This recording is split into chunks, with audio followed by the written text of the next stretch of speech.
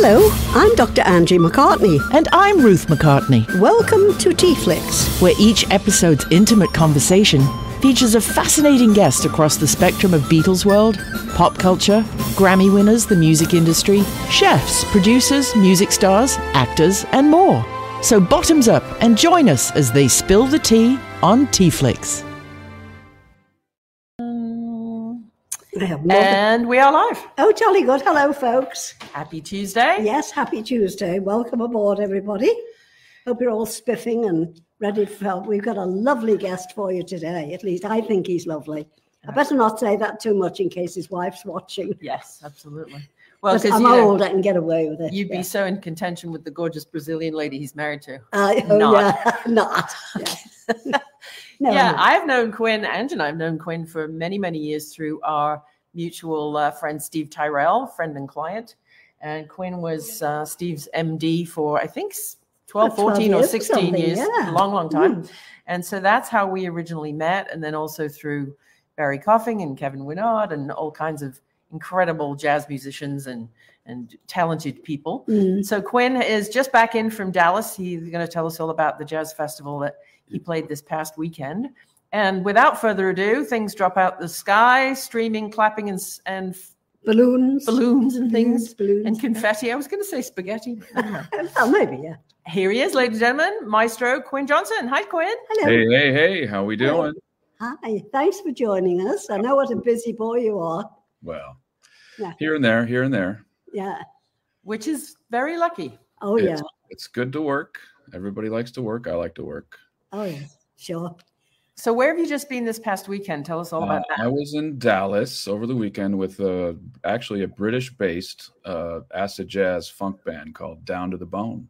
Ooh. Yeah, Okay. It's very funky, super fun. It's called the Riverfront Jazz Festival. Oh. Yeah, like Tower Power was there, Patrice Rushen. It was, Oh, great. Sandra Wilson. It was like, it was a real festival. So Cassandra Wilson. And didn't you say Norman Brown was there, or was that something? Norman Brown was there on, not the day I was there, but yeah. He's amazing. And many other, Sheila E. was on right after us. Wow. Gosh, she keeps working, doesn't she? She's so busy. Yeah. Super high energy, that's for sure. Absolutely, yeah. She's really a wonderful girl. Yeah. So where were you born and how the hell did you get started? Well, see, that's a long story. Okay. We got it all there. Come on, man. Yeah. So, no, my dad was in the Army, and he was stationed in Germany. So I was born in Nuremberg. Oh. Yeah, in Bavaria. Mm-hmm. We left shortly after he finished his tour, and we moved around a little bit, Montana, then Japan a little bit. And then the Midwest. I spent sort of my formative elementary school years in Wisconsin. So small town Wisconsin. Wow. Bit of a difference from Nuremberg and Japan. Yeah.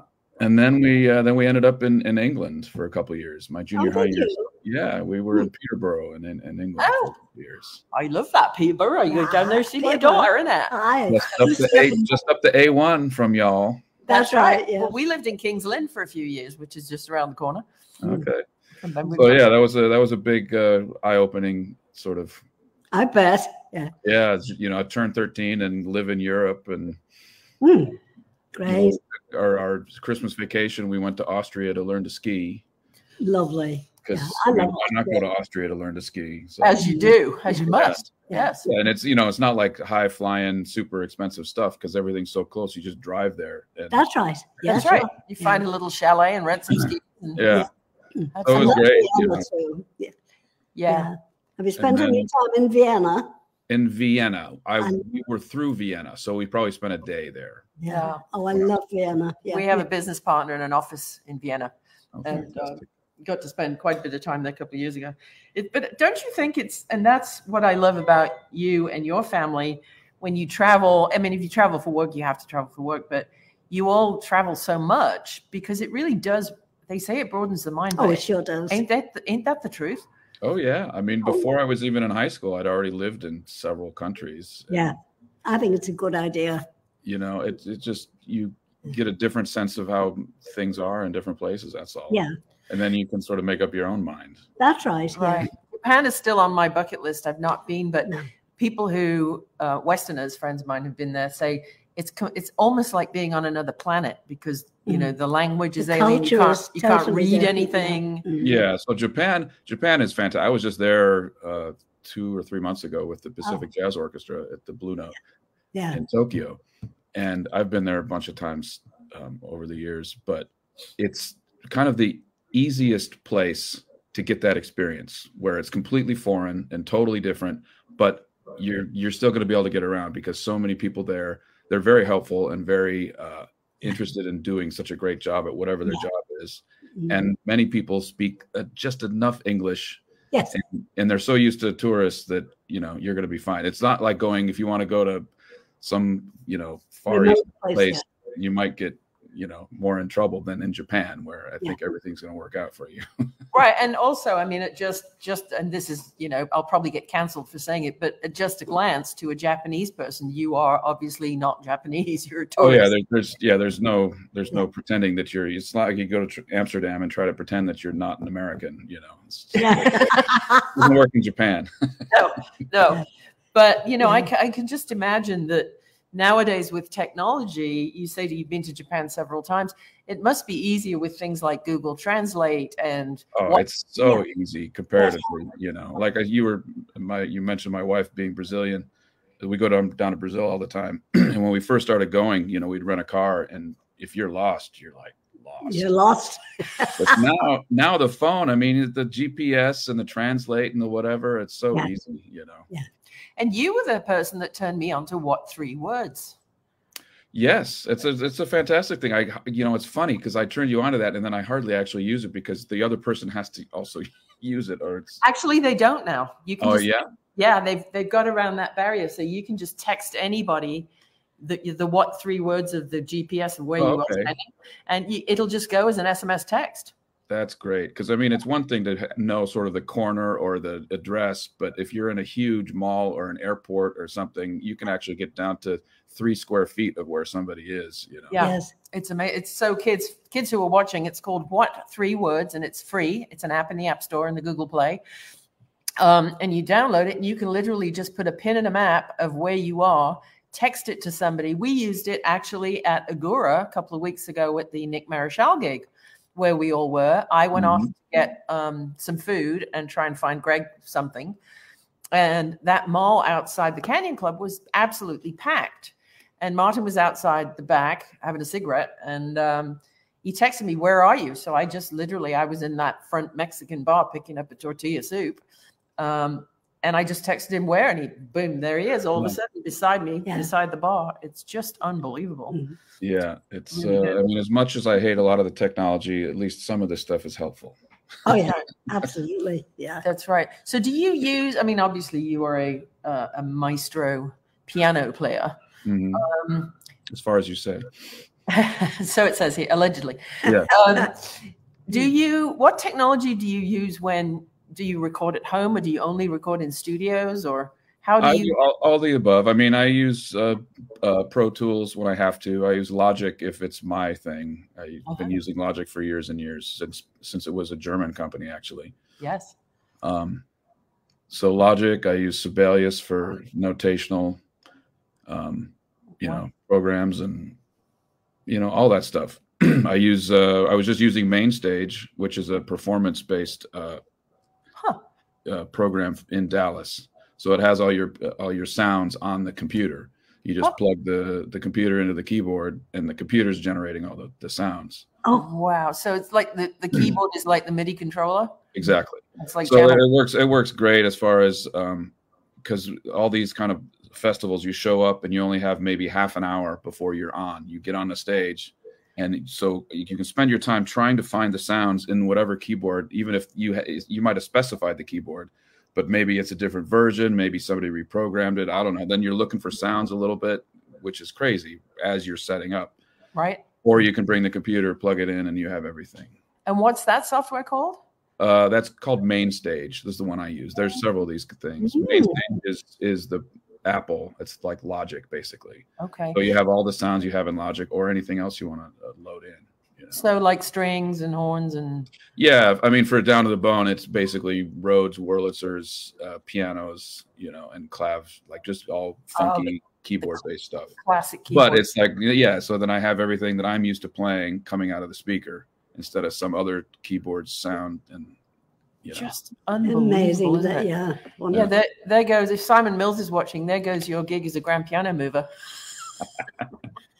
It's crazy. I mean, now playing, look, I would rather play a piano, but on this particular gig, so this gig was actually pretty cool. They actually looked at the old writer, and we had an actual Hammond B3 on the stage. Huh. I was playing the B3. They had a Rhodes, and then I had the computer on a keyboard for the other stuff, So do you know how to play a B3?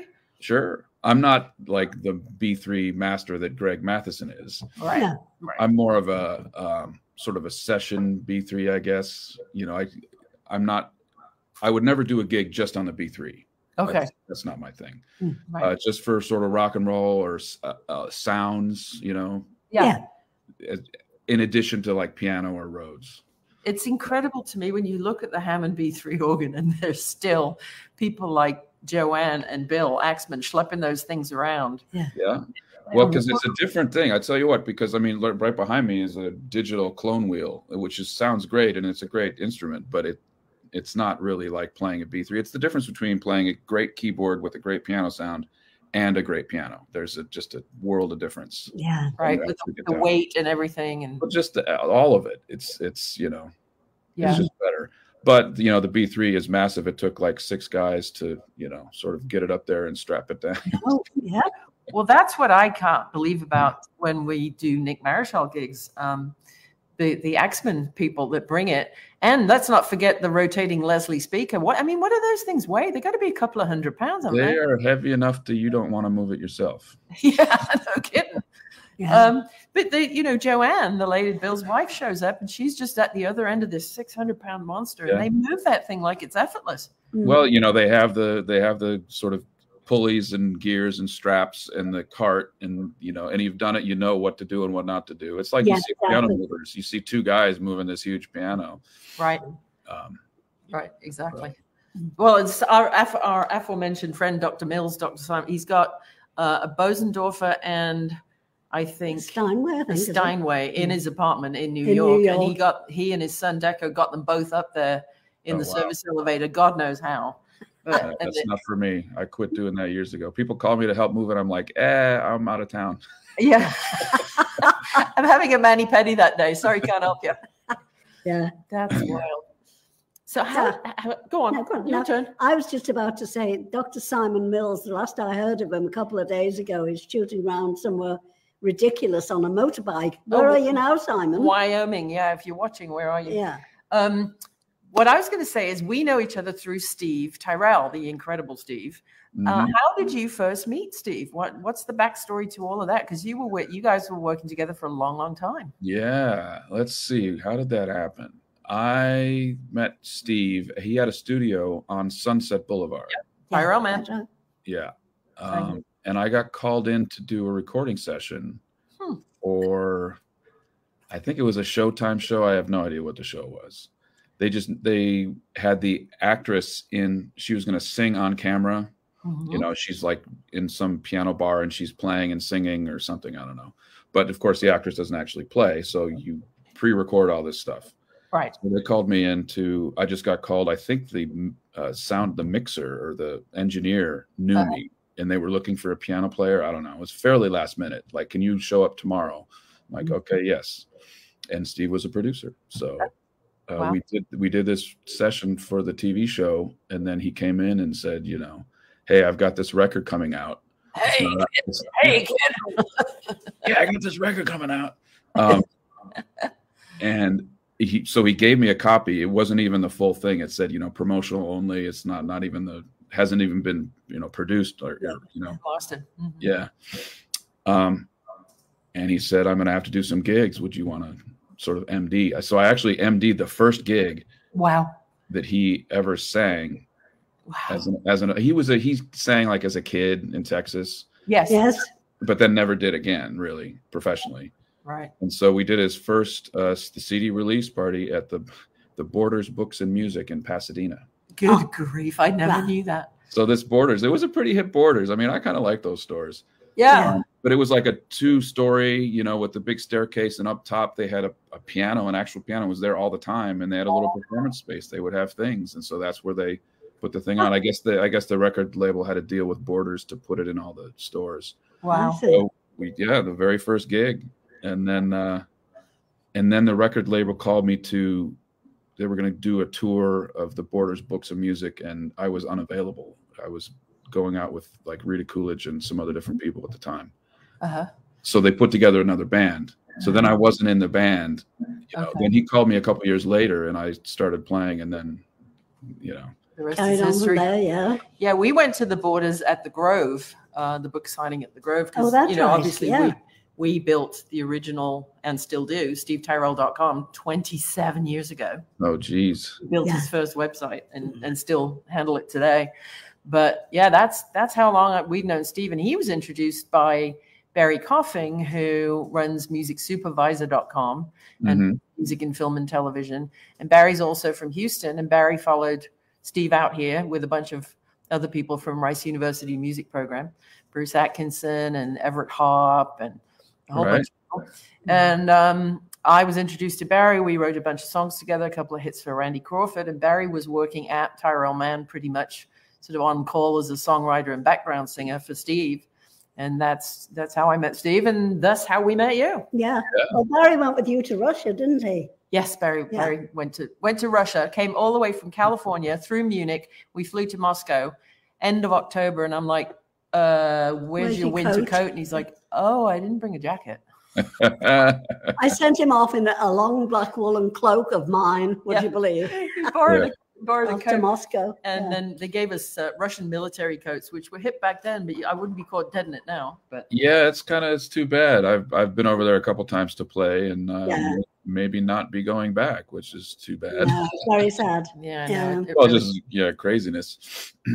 So our friend Elizabeth from Philly is asking, how did you first get interested in the piano as an instrument as opposed to like any other instrument? Well, that was sort of forced on me, as it is for many young kids. Yeah. My parents are musicians, and we were all forced, the three of us, forced to take piano lessons. Yeah. So starting at the age of 4, my mom started teaching me, and then I got a teacher after that. And the deal was we had to take lessons until we were in the 8th grade, and then we could decide if we wanted to continue.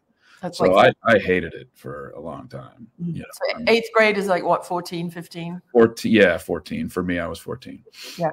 I'd be like, I don't want to do this. I'd be throwing my books around the room and, you know, trying to lie about practicing and the whole thing. But I did it, you know, and I got better. And then by the time I was, 13, really, when we were in England, I was pretty good. I actually got a classical teacher, a real heavy English classical teacher. Like, he wasn't just doing the not heavy like heavy, but like he was great. He was a serious person. And I started realizing that I was playing, Mozart and Beethoven the way that they wrote it. Yeah. Not like a watered down kids version or, pop version. And when you get good at something, you sort of start to like it, no matter what it is. If you're competent and like, you start thinking, okay, I like this. Yeah. And then, and it was junior high, and my dad was the band director. Yeah. At the school, and they had a pop jazz band. Oh. So we would do, they didn't have enough kids good enough to have a full big band. So what they did is he put together like horns, saxes and trumpets and trombones, but then like a rock and roll rhythm section. We did like Chicago, Billy Joel, and but then we did In the Mood, and we did some Charlie Parker tunes too. And so I was playing, and we had some keyboards. So it was like I was playing Rhodes, and I was playing like synthesizer, and I was like, okay. And people go, yay. And I'm like, maybe this isn't so bad. And then once you start getting 15, 16, you're like, maybe I can meet girls. Yeah. Yeah, well, and it works. I met my wife on a gig. Okay. Well, there you go. And so that was, Diana's asking, how did you specifically get interested in jazz? It was probably being thrown into this combo pop jazz. Yeah, so that's a start. I wasn't really into straight ahead jazz. when I was younger like that. But when we moved to California, I was 15. I got a teacher, and I knew that I wanted to be just as good as I could get, you know, both playing and just being able to sit down and play anything. And it seemed to me that it was the jazz musicians that were able to do that, as opposed to classical or even rock musicians who were great musicians, but, you know, you put something a little more complicated, or, you know, maybe it's not, maybe they won't feel comfortable. So I just wanted to be comfortable no matter what.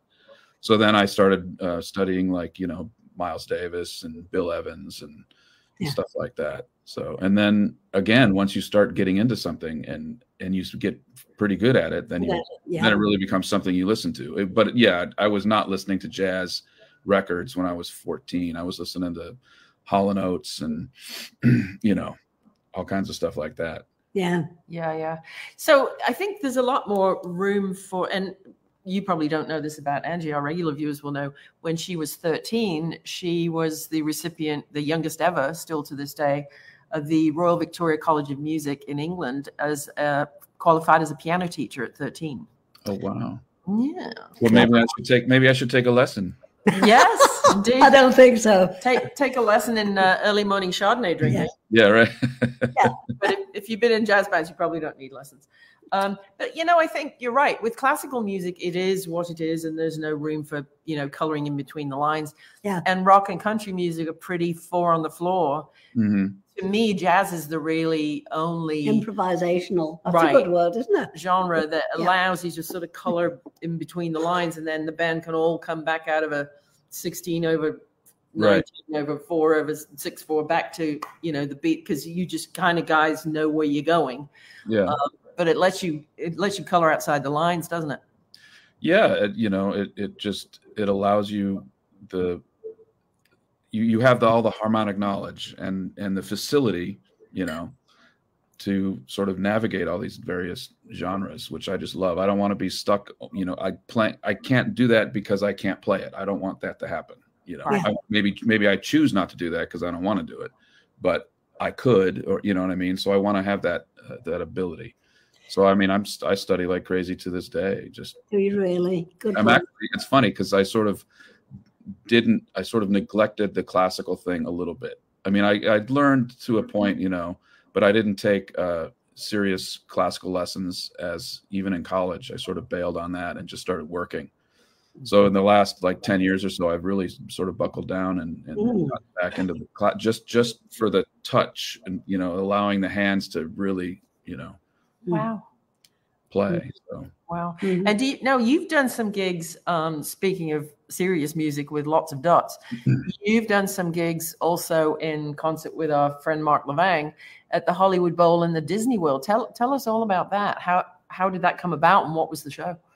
The show was the Hollywood Bowl. Yeah. So a couple of years ago, I got called by a contractor, you know, as you do for various recording sessions and things. And it was a week of work, 3 days of rehearsal, I think, at a soundstage. But it was the movie Encanto. Oh, okay. The movie was already out, so I didn't play in the soundtrack. So what they do is they play the movie at the Hollywood Bowl, like on these big screens, and then you have an orchestra play the soundtrack. So the sounds, you know, nothing from the movie is being played. Well, the dialogue is being played and the sound effects. The music is done by the orchestra. So it was about this is because it was such a like cultural phenomenon, the Encanto movie, that they were doing in LA.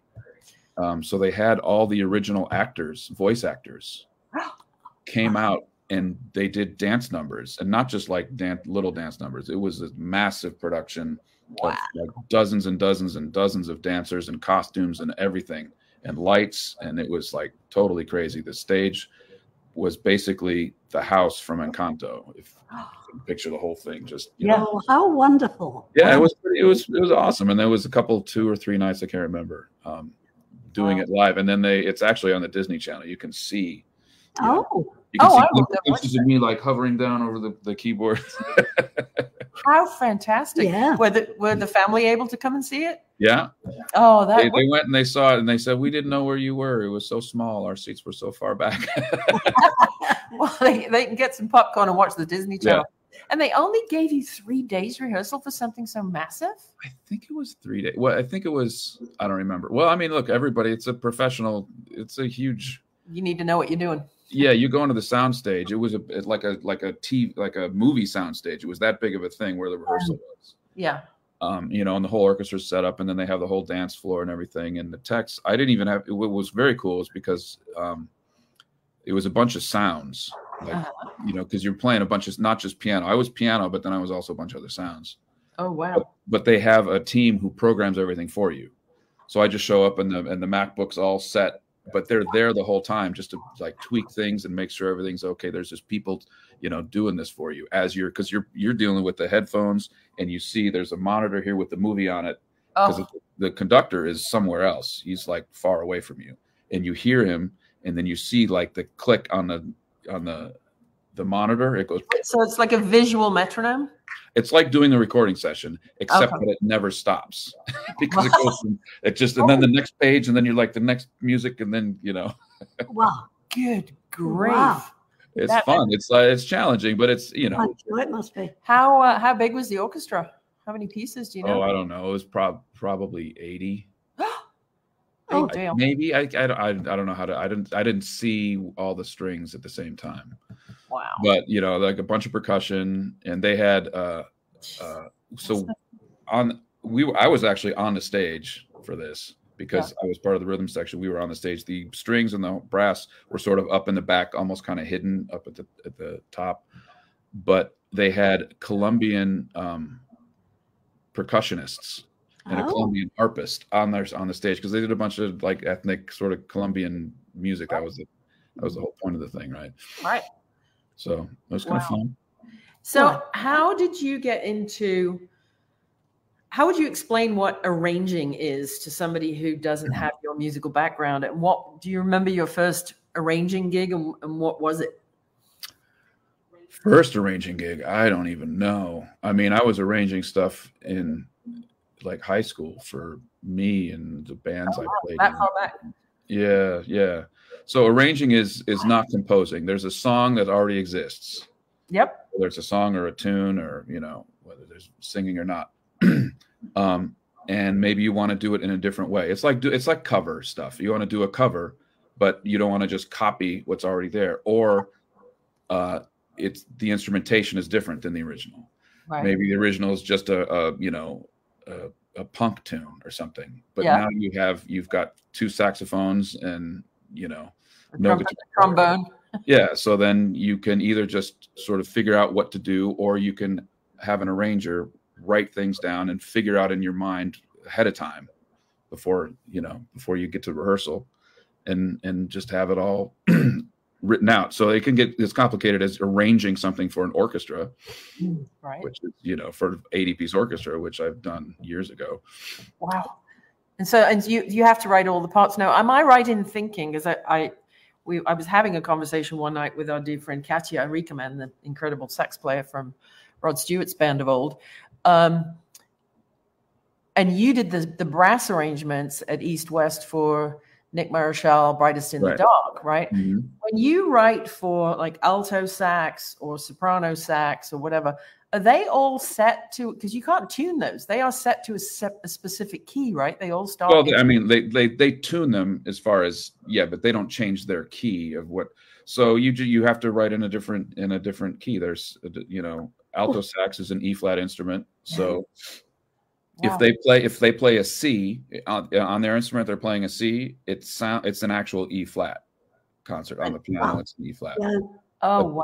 Tenor saxophone and a trumpet, if they play a C, it's a B flat because they're a B flat instrument. Oh my goodness. So all that stuff is basically, when you're going to arrange something, you just arrange what you want. You figure out what you want everything to sound like, and then after the fact, you write in the different keys. Although, and now with the software, you don't even have to do that because it does it for you. That's unbelievable. But that's why. Have you ever done any sessions in Nashville with the 1-4-5 system? I've not done sessions in Nashville. I did. I was with Debby Boone, and we played a TV show in Nashville a couple years ago, and I had done an arrangement of How Sweet It Is, that sort of James Taylor from back in the day, right? So I'd written it for a couple horns, and we were doing this TV show, and they had more horns. And I said, well, you can use the more horns if you want. I can write them. I said, no, I'll do it. But the arranger for the TV show, and he said, I need to change your rhythm parts for the guitar player and the bass player into 1-4-5 system. And I'm like, okay, it's a pretty simple, honestly. It's a rock and roll tune. There's not much to it. I'm like, if you need to, you go ahead. And they did, and they're just much more sort of used to that. Right. I didn't read the 1-4-5, and because I already had the arrangement I had written myself, so it was all set.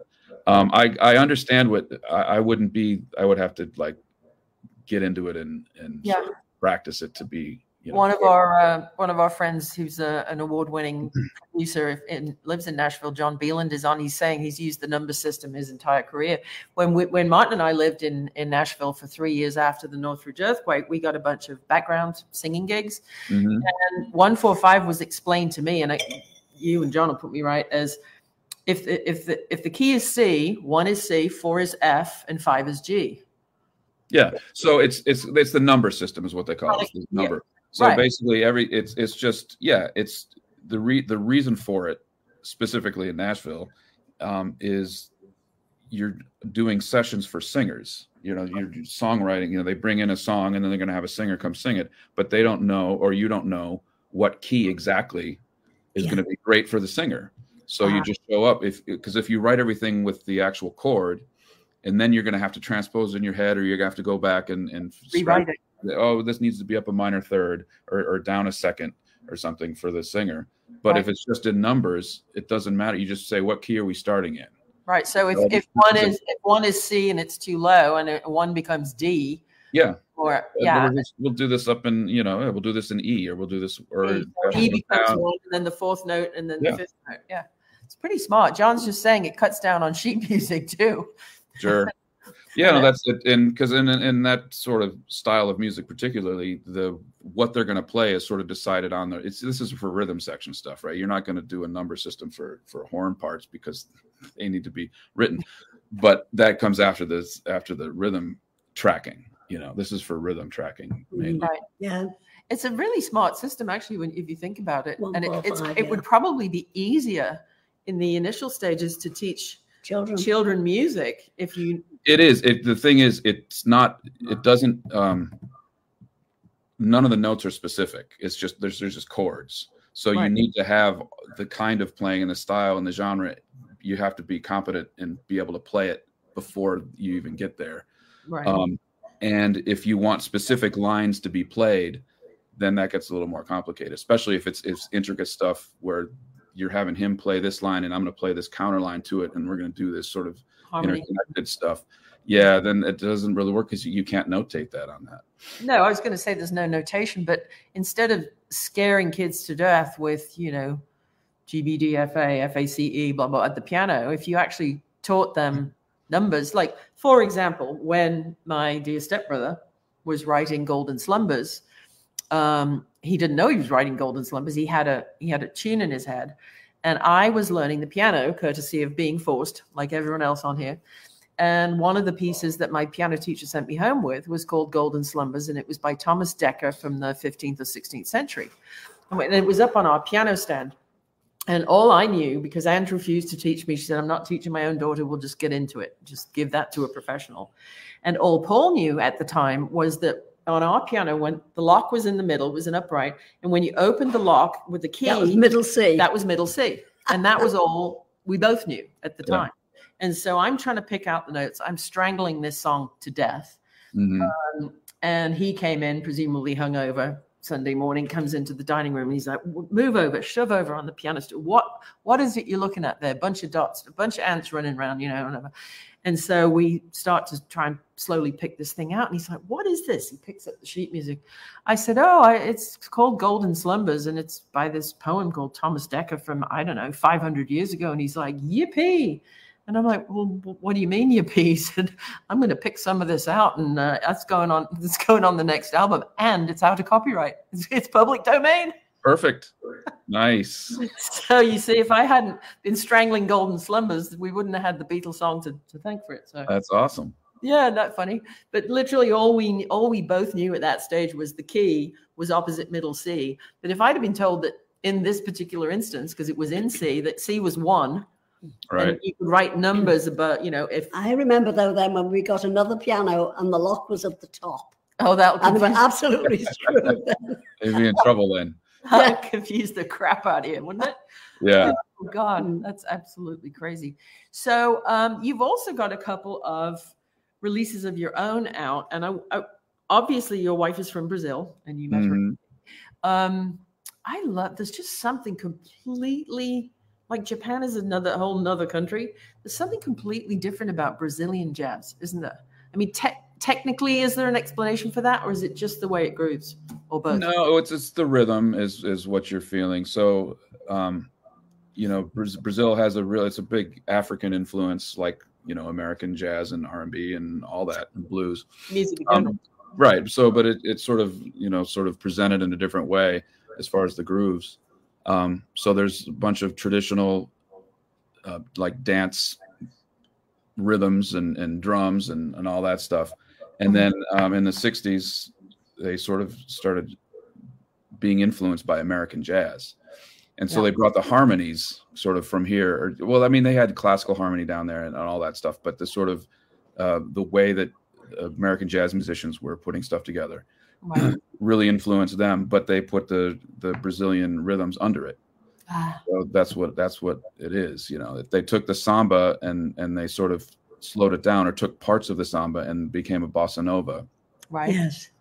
Which means a new beat. Is that right? A new thing, technically, I think. But but that was not the people's music. That was sort of the upper middle class loft people living in Rio. Martini drinking, cars, and and wooing the girls and stuff. The Ipanema Beach people. Yeah. So then the northern Brazil, Bahia, there's more aggressive, if you want to say, sort of beats and grooves and music and super fun stuff. Interesting. So it's all great, Have you ever been down to Curitiba in the south? No, my wife's from Sao Paulo, so we spent time there. I've been to Rio. I've been to Salvador, which is Bahia, and I've been to Recife, which is even further north. Okay. Very African areas up there for sure. Matter of fact, we were in Salvador on vacation, which is the oldest city in South America. It's at the very tip of, if it goes all the way out, it's the closest sort of from Africa. And it was the original, like the oldest and the longest slave trade in all the Americas was there. Wow. So there's a huge influence of African food and music and dance and all that stuff. And we were down at this really nice hotel, but it was kind of off season, so there wasn't very many people there. And they have a great breakfast, set up you go down and have this amazing breakfast. So one morning I go down there and the place is packed with Black American women. Okay.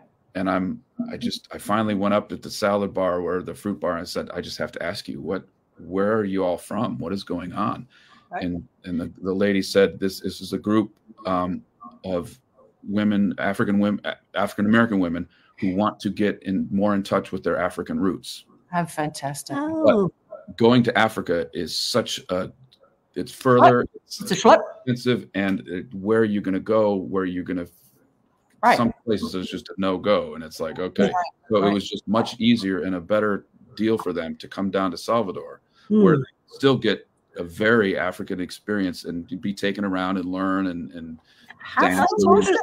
Yeah. How fantastic! So it's sort of like Africa West. It is. It's very much so. Very cool. Well, if you ever do know that you're going to Curitiba, please tell me in advance, because our friend Manu Bufara is just been named. She has a Restaurante Manu.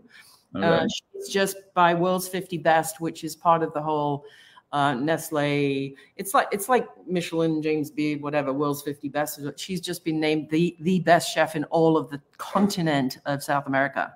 All right, not so bad. If you're getting to Curitiba, let me know. Absolutely. I'll get her to squeeze you in there because she keeps bees, and she has community gardens, and she feeds, because she makes so much money at this 5-star restaurant. Right. She just gives it all back. She's got gardens where she's growing, vegetables, and she's founded the Curitiba Honey Company, and Manu is just fantastic. You and your wife would just sounds great. Her and her husband, she's got 2 little girls, but she's just an incredible chef. That's just amazing. John Beeland is asking, do you have a favorite producer that you've ever worked for, or production that you've ever worked on? Oh, I don't know. It's hard. It's like choosing your kids, isn't it? Yeah. Music. I don't know. I mean, actually, Steve produced some things that they hired me on, which were kind of fun. I worked on Rod Stewart's Standards record. Yeah. So being at Capitol Studios and Rod's there, like hanging out. That's nice. That was kind of fun. Did you steal a coffee mug? I did. Yeah. Sorry, Paula. Yeah. No, Al Schmidt would have given me one, but I didn't. But were you wearing a tie? I was not. No, this was a little more relaxed than that. It's L.A. No, but Al Schmidt was. Oh, Al Schmidt. Oh, yeah, for sure. No, I'm the musician, so you're excused. Yeah, the people in the control room all had to wear ties. When Nico Bolas was doing a ton of stuff for him, I went thrift shopping and sent Nico like 50 ties. One for a week. Every week he had to work with Al. Yeah. You wear a tie. So yeah, that Rod Stewart record was amazing. I didn't realize you had played on that. I'll have to go back. Yeah, I did that. I played on a Diana Ross record. Didn't we, in LA? Yeah, I think so. Yeah, we did. We took Mike Raven. Oh, did we? Yes. The things she remembers at 94 and a half. Yeah. But me, I'm in one ear and out the other. Sure. Absolutely crazy. Yeah, Rod was cool. He just wanted to he wanted to pick the guitar player's brain about guitars the whole time. So and draw things on the wall with the Sharpie. Yeah. Whoops. Barbara's just saying, your musical path has such a rich, diverse tapestry of influences to our delight. Isn't that nice? Thank you very much. Isn't that lovely? So, yeah, you've got a couple of albums out that people can find at quinnjmusic.com. Yep. And you're also all over the place on Instagram and Facebook. For sure. Find you. And what's next for Quinn? What's coming up? Oh, who knows? Working. I'm actually going to be in. Where am I going to be? Oh, well, have you ever heard there's a singer named Lea Salonga? Yes. Broadway. Yeah. So I'm actually working with her in December. Okay. That'll be kind of fun. A couple different things. She's known for Miss Saigon and yes. Yeah. And you've worked for Debby Boone for a while, haven't you? I'm her musical director for the last 5 or 6 years now. We actually have a little mini tour coming up in a couple of weeks. We'll be out on the East Coast, sort of Connecticut and Pennsylvania and Annapolis. I think we're at the Count Basie Theater in New Jersey. Nice. So that's in mid-September, like the 17th to the 22nd or something. Which is around the corner. By the time you drag the bins out in and out twice more, there it is. Yeah. No. I'm actually as soon as we're done here, I'm going on to the calling, making sure everybody's cool, because I'm sort of advancing in contracting and everything. So. Well, and people can find you at quinnjmusic.com, and our regulars will know that our beloved guests don't get out alive without a limerick. So, because Ange has, she's the limerick lady, and she has a limerick book out, Mrs. McCartney's Liverpool Limericks. So, if you're ready, we usually screw it up the first time. It's because of the wine. Okay. If we do, we'll just do it twice. We'll fix it in post, and it'll be fine. Yeah, exactly. Fix it in post, yes. Okay. And a 1, 2, 3. 'Twas grand to spend time with you, Quinn.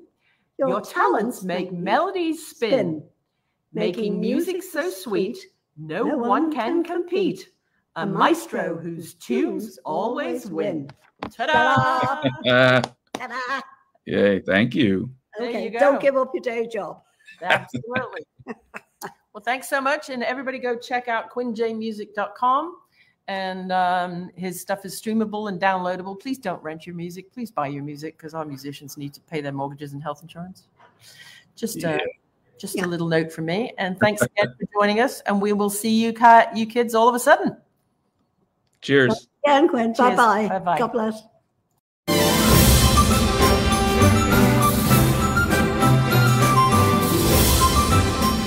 Thanks for tuning in to TeaFlix, and check out Dr. Angie's books, Organic Teas and CBD, at mrsmccartneysteas.com. Toodle pip!